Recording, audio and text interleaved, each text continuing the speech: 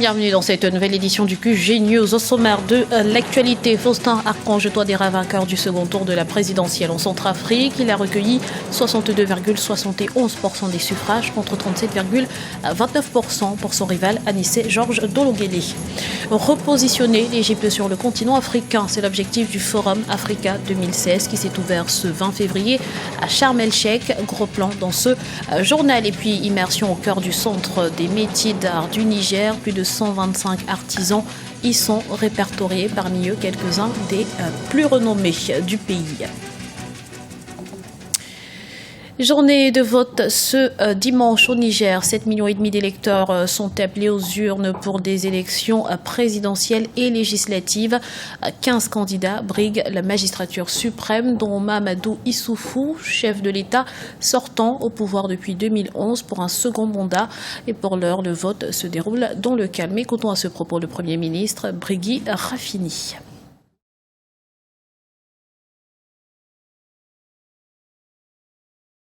Mon message, c'est le même qu'on entend tous ces jours-ci, des bonnes volontés qui appellent à l'apaisement, qui appellent à des élections apaisées, à des élections libres, démocratiques, inclusives.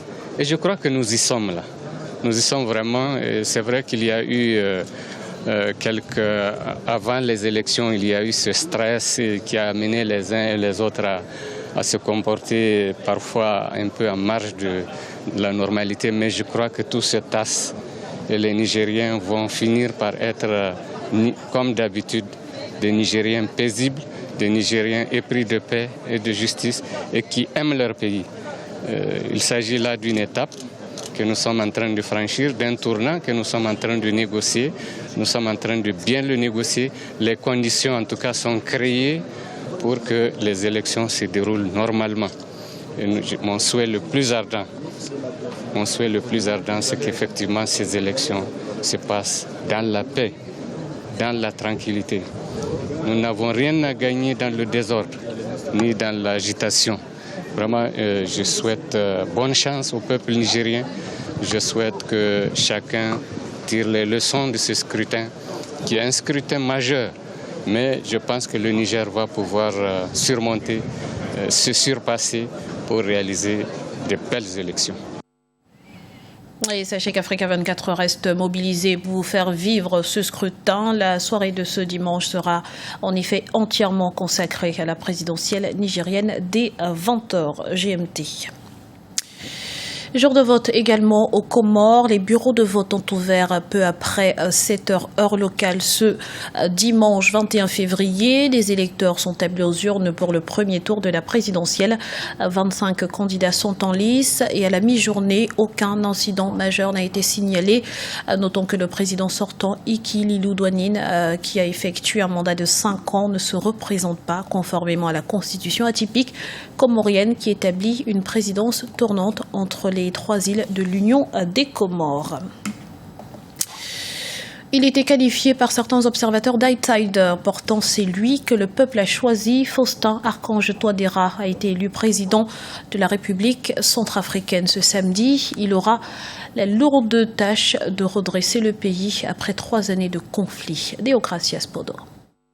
L'ancien Premier ministre Faustin Archange Touadéra a été élu président de la Centrafrique au lendemain du second tour du scrutin présidentiel du 14 février 2016. Selon les résultats publiés samedi 20 février par l'autorité nationale électorale, il a recueilli 62,71% des suffrages contre 37,29% pour son rival Anissé Georges Dologuélé. En ce qui concerne le taux de participation, sur les près de 2 millions d'électeurs inscrits, 1 153 300 ont voté pour 1 108 411 suffrages exprimés. Les défis qui attendent le nouveau président centrafricain sont énormes. Il y a d'abord la restauration de la paix. Monsieur Touadéra doit vraiment déployer le plus rapidement possible sur toute l'étendue du territoire l'appareil administratif. S'il y a eu ces crises à répétition, c'est parce que quelque part la population centrafricaine, la société centrafricaine a perdu ses repères, ses fondements. Monsieur Anissé Georges Dologuélé, il est disposé à pouvoir aider son frère Faustin Archange Touadéra pour qu'ensemble ils puissent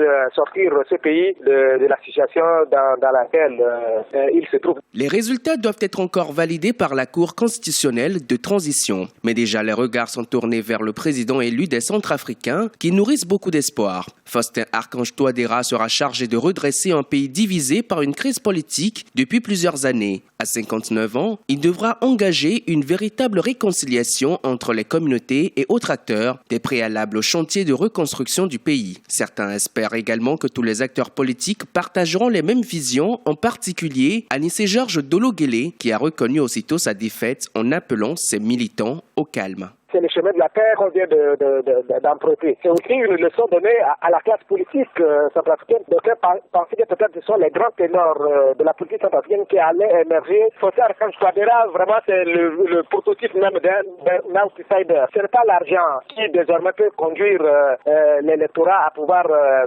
se positionner pour un tel ou tel candidat. Moi, à mon avis, je pense que même lui-même, il ne s'attendait pas à cela. Malgré la volonté affichée des électeurs à Bangui lors du second tour du scrutin, la participation au niveau national n'a pas été aussi forte, 61% selon l'autorité nationale électorale. Faustin Archange Touadéra est issu de la société civile. Il avait créé la surprise au lendemain du premier tour en se positionnant comme un acteur majeur sur l'échiquier politique de la Centrafrique. C'est le premier événement panafricain de cette ampleur organisé par l'Égypte. Le Forum Africa 2016 s'est ouvert ce 20 février à Sharm el-Sheikh. Plus de 2000 participants y prennent part. L'occasion pour l'Égypte de se refaire une place sur le continent. Léopoldo Enewi-Bazoué. Depuis ce samedi 20 février, l'Égypte accueille le premier forum africain des affaires et d'investissement économique. Ce forum est destiné à renforcer les liens économiques et présenter les opportunités d'investissement entre les pays du continent. Este foro económico supone una experiencia, un modo de intercambio de opiniones. Ce forum économique est une opportunité pour les pays exportateurs de pétrole. Comme vous le savez, le pétrole a subi une récession, alors que 90% de notre économie en dépend. Pour la Guinée équatoriale, ce forum permet de voir comment diversifier l'économie afin que notre pays ne dépende plus exclusivement de ce produit. C'est le premier forum international d'affaires et d'investissement Afrique-Afrique organisé sur le continent. Un moment pour les leaders africains d'encourager l'initiative et présenter les projets de développement de leur pays. Le plan de développement Horizon 2020 a comme objectif de faire de la Guinée équatoriale un pays émergent et autonome. Notre plan de travail consiste à produire et à transformer les matières premières pour réduire la dépendance vis-à-vis de l'étranger. Les situations que les pays africains connaissent aujourd'hui ne doivent pas nous décourager. Nous devons rester ensemble et forts pour faire face à tous les défis. Avec Africa 2016 Forum, l'Égypte vient de réaffirmer son attachement à l'intégration africaine. Flash à présent sur les métiers d'art au Niger. Pour mieux rentabiliser leurs activités, sculpteurs, bijoutiers, cordonniers ou encore maroquiniers s'organisent en coopérative et cela fait plus de 20 ans que ça dure. Reportage de notre envoyé spécial au Niger, Oliva Diakotan.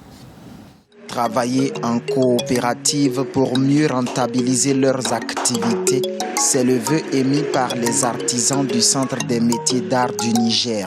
On retrouve dans cet endroit des travailleurs du cuir, des bijoutiers, des sculpteurs à cornes et à os. Dans cet atelier, cordonniers, gainiers, sculpteurs et même maroquiniers collaborent professionnellement depuis 20 ans. Ici, chacun s'attelle à la confection de différents objets destinés à la commercialisation. Les chaussures en cuir, c'est ma spécialité. J'ai besoin de cuir, de couteaux et de marteaux, des pinces et bien d'autres outils pour fabriquer une chaussure en 4 heures. On ne peut pas laisser ce travail parce que j'ai fait tout dans ça, ma vie, donc moi je ne vois pas raison pourquoi je vais laisser ça.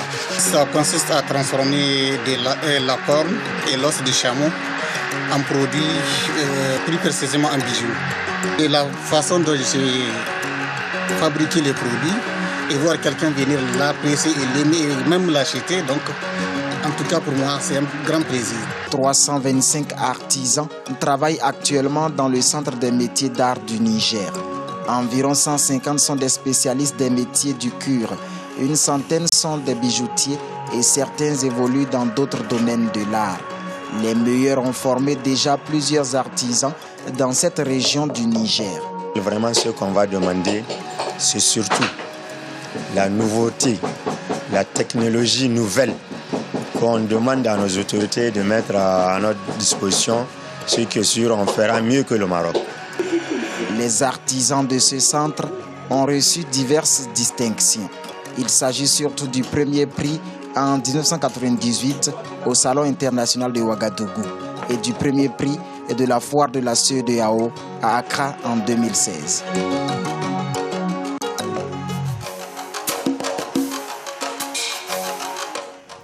Ce journal a été réalisé par l'ensemble de la rédaction. Merci pour votre fidélité. Retrouvez dans un instant une nouvelle édition de l'actualité sur Africa 24.